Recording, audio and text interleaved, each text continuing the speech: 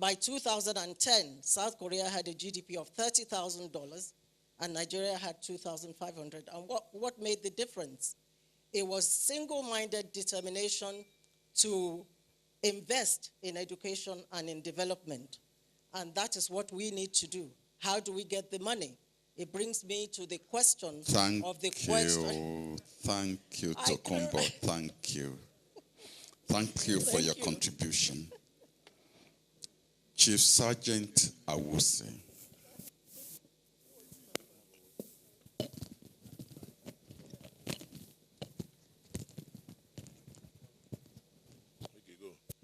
Thank you very much, Mr. Chairman. I will immediately associate myself with those who put in good words for Mr. President. And additionally, I think Mr. President has done very well to put together the team that is piloting the affairs of this House. I know that a few days ago, without the proactive nature of the chairman, we would have written the RIP of this organization, of this conference. Mr. Chairman, sir, I think we have to consign ourselves to the issue of the form of government. I don't think there's anything wrong with Nigerians. I think there's something wrong with the system we are running. And the system is such that we look at them as if we cannot change them. The president said in page 13 that, that we should go and discuss openly and frankly. That is the key word. Go and discuss openly and frankly. If we look at the system we are running now and we think the system is not good enough, we can jettison it and go for a new system. Mr. Chairman, people are talking about surviving civil service or no civil service. For us, we have to take statistics of what is happening from one state to the other. Let's take, for example, Ekiti State. You'll find that people have sufficient education. Sufficient. And check the ratio of problem and banditry in Nigeria as compared to that particular state. I think our major problem is education. The president saw it too when he interfered in the issues of the alamajiris and so on. But the problem is, should the federal government be the one to handle primary education? The answer is no. The government is doing so because they have too much money. I think the system should be restructured, where people can go back to their states to look at specific issues. There is no way the president of Nigeria will know all the problems of education in Rivers State. It's not possible. We should know it. But the state government may not be able to fund such education. It means we have to go back and restructure. Because if we don't restructure the type of government we are running now, we will finish and we'll make a recommendation that will go nowhere. We have to know that we have been given the opportunity not only to change the system, we can suggest a system that we can take to the Nigerian people in case the National Assembly fails us, so that a referendum can be taken. Look at the issue of immunity. People commit crimes in the name of immunity. People cheat others in the name of immunity. Those things should be looked into, Mr. Chairman. Thank you very much. Thank you, sir. Next speaker, Ambassador Fidel Ayoku. Mr. Chairman, principal officers, distinguished delegates, my name is Ambassador Fidel Ayoku of Southeast. The speech made to us by Mr. President, the inaugural speech, is a very good one. The speech did not only generate ideas, as it were, that would help in charting a new course for the nation, but touched almost all the gray areas to be discussed by this distinguished House. The speech points to the fact that the timing of the conference is coming at a time we need to lay a much stronger foundation for faster development by building more inclusive national consensus on structure and guiding principles of state that will guarantee our emergence as a more united, progressive, and prosperous nation. This is equal at a time we have to understand that nation building is not an overnight project. Learning from the strongest nation today that also went through the forms that the stage we are as a nation is undergoing today. It's equal at a time it is understood that nation building is a journey of dedication, commitment, diligence, perseverance, and patriotic vision. It's equally at a time it is understood that we must continually strive to evolve a better and more inclusive society in which every citizen is proud and a committed stakeholder.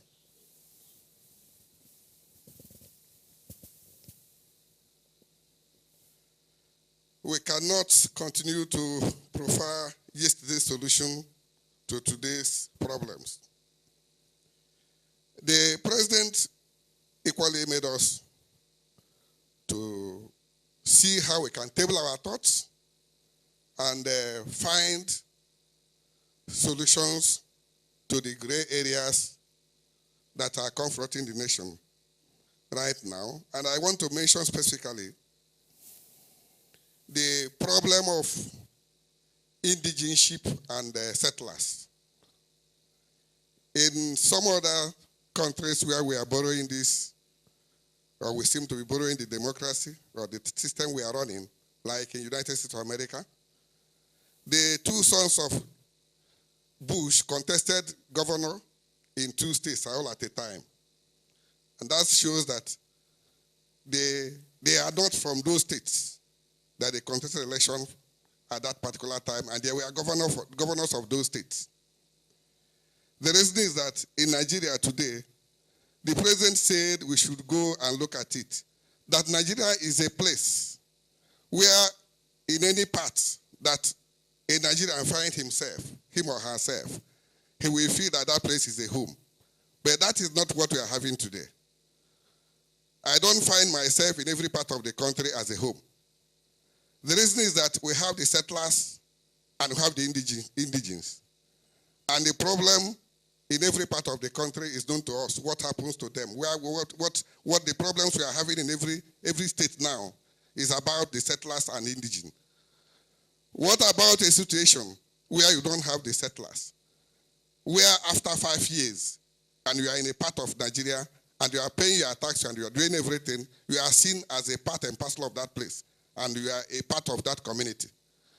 What about a time when you are born in any part of Nigeria, you become an indigene of that place?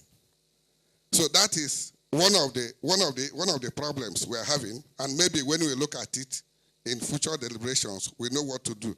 Another thing is that when you are going to equity, you go with clean hands. I will like that a situation where we have equal state, fairly distributed equal state, according to the geopolitical zone, could help us. But maybe when the time comes, we will look at it. With these few observations I have made, I actually belong to the one of us who will say that the president had done a very good job. Thank you very much. Thank you, Ambassador Ayoko. Last speaker for the morning, be Senator Iyosha Ayu. Senator.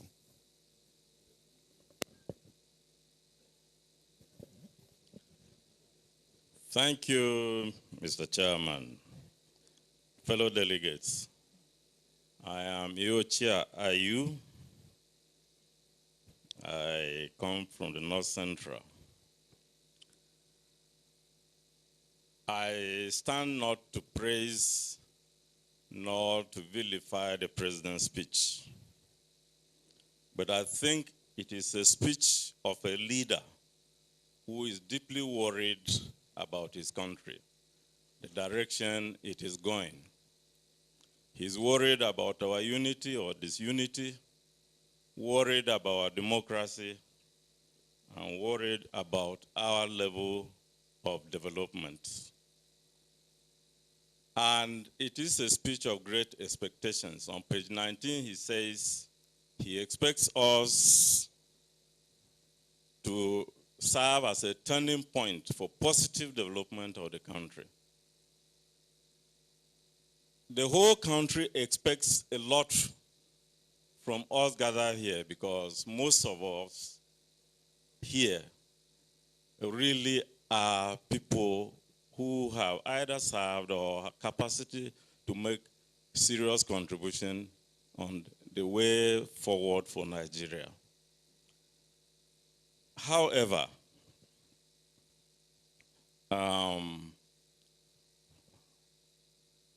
I think we may be taking ourselves too seriously to imagine that we alone will solve all the problems of Nigeria.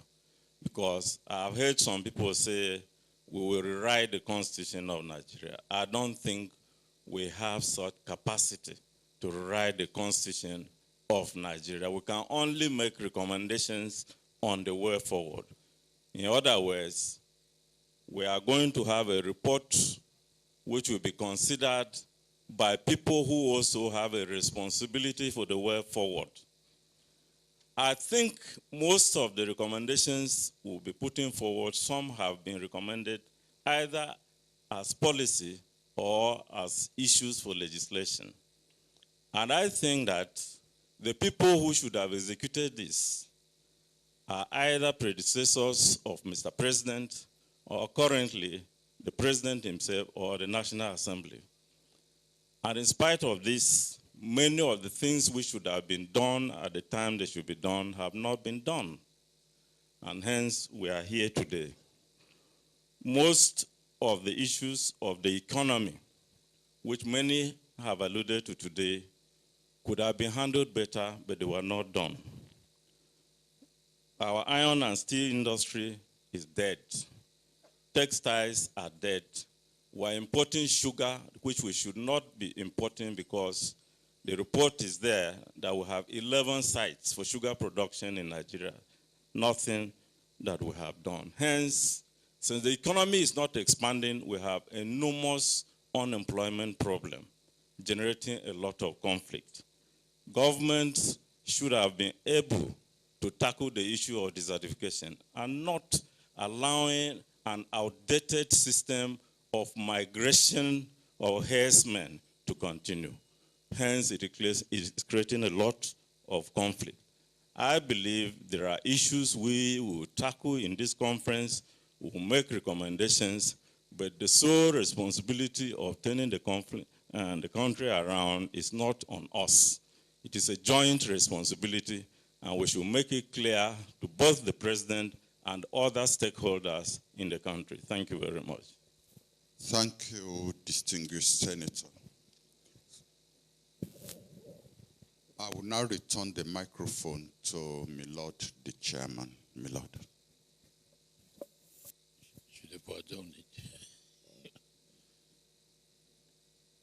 Thank you, gentlemen, for quietly making the presentation.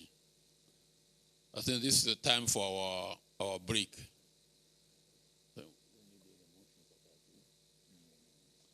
I don't think we don't need any motion for that. It will be, we shall adjourn for break and resume at 4 o'clock, inshallah. Thank you very much.